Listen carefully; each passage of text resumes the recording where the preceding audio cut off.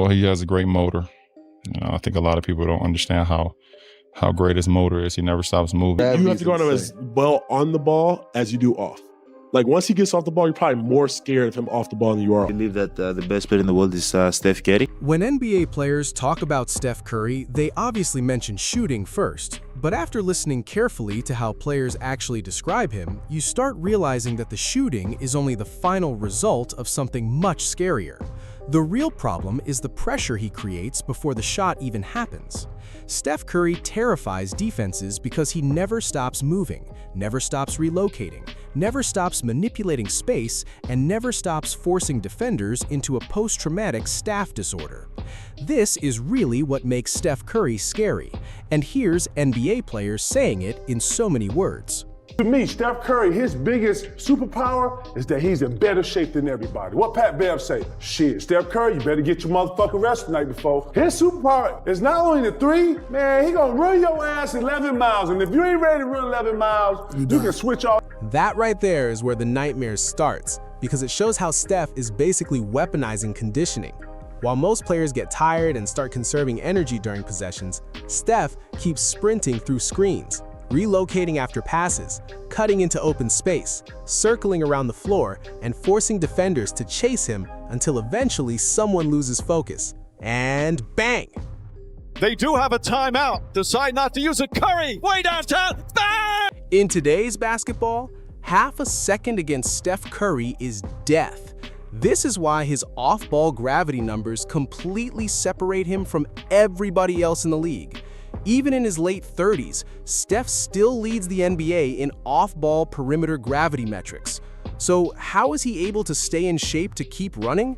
Listen to Draymond Green here. So I think his dedication in the weight room, when I say dedicate, that man is in the weight room every single day. So he getting buff right now. He in the weight room after shoot around, he in the weight room before the game, he doing a full lift. Eventually, the team follows their leader and soon they learn how to play with him.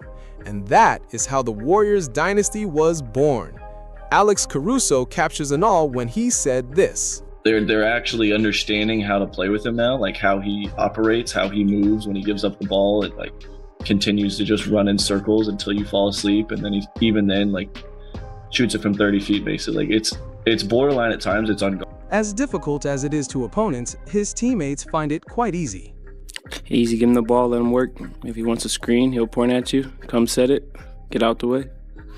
Simple. The endless movement without the ball often leads to a three, but before that, the ball makes a quick stop in Curry's hands, and that quick stop has cost LeBron James rings. So he knows all about it. His ball handling, his ability to shoot the ball off the dribble and off the catch, is uncanny. I don't think there's ever been a guy in our league to be able to shoot the ball as well as he does, off the dribble or off the catch, off the ball. And, he just creates so many different matchup problems for your defense. That's why LeBron called his shooting uncanny, because basketball logic stops applying normally when Steph gets hot.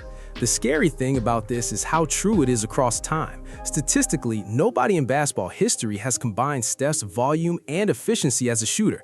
Even deep into his 30s, Steph's still shooting nearly 40% from three over 11 attempts per game, while defenders are trapping him the second he crosses half court. His pull-up three-point numbers during his peak years literally broke modern basketball models because nobody was supposed to shoot that efficiently off the dribble and from that distance. But the worst part for defenders is how quickly Steph can completely change a game. Like literally, it's just like the Joker said here. I mean, he doesn't need a lot, he just needs one ball to see that goes in, and he did an amazing job. He made a big three and added deep three to tie the game, and the whole four-quarter and overtime he was really good. And that's the psychological pressure Steph creates. Defenses don't feel safe with a 10-point lead. Coaches don't feel comfortable after playing great defense for 3 quarters because Steph can erase everything in about 90 seconds. Now that's another level to Steph's gravity.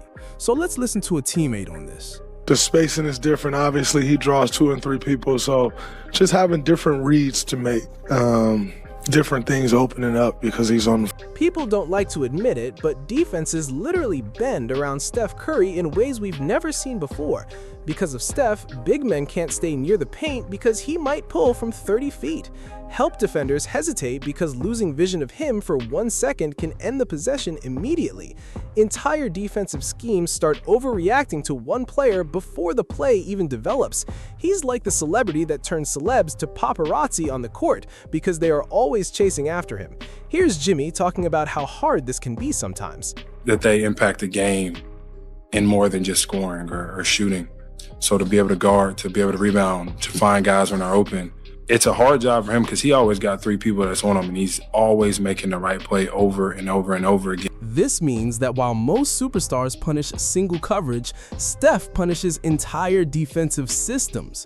And this also explains why his gravity metrics completely dwarf the rest of the NBA. Steph consistently ranks first in overall gravity and off-ball gravity because defenders prioritize him over actual positioning fundamentals. That's how scary Steph is. However, his teammates are only becoming more confident. And then also the confidence level of our group is probably the biggest difference. You know, when he come on the court, you just think you can win. And you can literally see this if you watch Warriors games over the last decade. Heck, in their play-in game against the Clippers, we saw this. The thing with Steph Curry is no deficit ever feels permanent. You always have a chance if you have Steph Curry on your side. And Jimmy Butler said the same here. It's like I always say, you're never really out of any game when you have him on your team. And if you have a lead of 5, he can easily take your lead to 15 to 17, maybe even 20 all by himself. And what makes that scarier is how fast it happens. Steph doesn't need 15 possessions to take over a game. Sometimes he only needs one clean look to completely change momentum. Kevin Durant saw that happen during the Olympics. In that first quarter, man, I think he had 17 in that first quarter, 17 of our first 20 points. Guys were looking for him.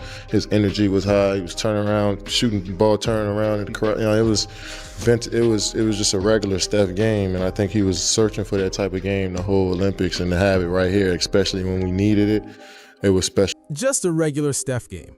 That line is insane when you actually think about it, because what Durant describes as regular would be the greatest shooting night of most players' careers, and somehow Curry has normalized it. This is a player who, even at 37 years old, during the 2025-26 season, still averaged nearly 27 points per game while shooting almost 40% from 3, over 11 attempts a night. Those are superstar numbers at an age when most superstars would be retired already. That level of quality for so long is why Giannis said this. I believe that the best player in the world is Steph Curry. Not the best shooter, the best player. Because eventually Steph's shooting becomes bigger than shooting itself. It becomes fear. It becomes the feeling that the game can explode at any second. And when a player creates that kind of fear for over a decade, eventually the conversation changes from great player to something Paul George wants to speak about. Because if, like, you're a GOAT to me if the league changed because of you. Steph Curry didn't just dominate basketball, he changed basketball. So when NBA players talk about Steph Curry's scariest skill, they always come back to not only the shooting, but everything that's connected to it. This includes the movement that exhausts you, the gravity that breaks defenses apart, the conditioning that never lets you relax, the confidence he gives his teammates, and the fear he creates every second he's on the floor. Because Steph Curry's greatest weapon isn't simply making impossible shots, it's the fact that he changes the entire geometry of basketball while doing it. But do you agree with this, or do you think his best skill is his off-ball movement, or simply his shooting? Let us know in the comments. And if you enjoyed this and want to get more deep dives on Steph Curry, click any of the videos on your screen next.